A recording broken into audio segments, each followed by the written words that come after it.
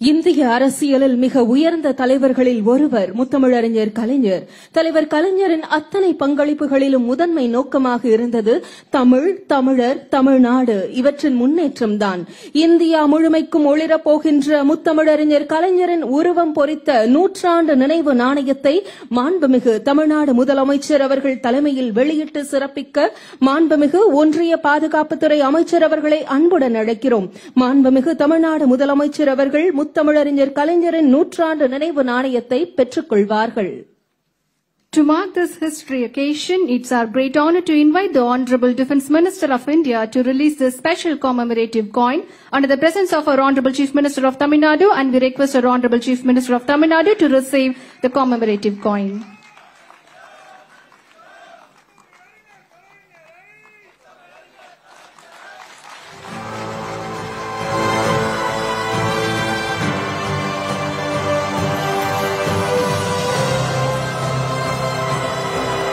முத்தமிழறிஞர் கலைஞர் அவர்களின் நூற்றாண்டு நினைவு நாணயம் சிறப்பு விருந்தினர்கள் அனைவரின் கைகளிலும் இப்போது.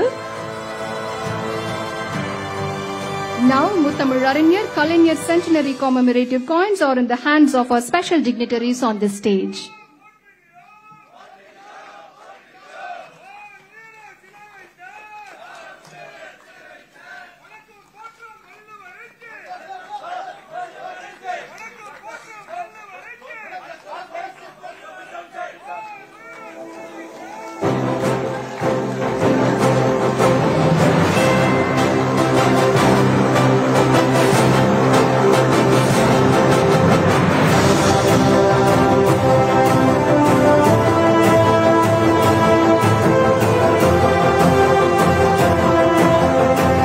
வெல்லும் எனும் முத்தமிழறிஞர் கலைஞரின் கையெழுத்துடன் வெளியிடப்பட்டுள்ள கலைஞர் நூற்றாண்டு நினைவு நாணயத்தின் மாதிரியை காட்சிக்கு திறந்து வைக்கும்படி மாண்புமிகு ஒன்றிய பாதுகாப்புத்துறை அமைச்சர் அவர்களை அன்புடன் அழைக்கிறோம்.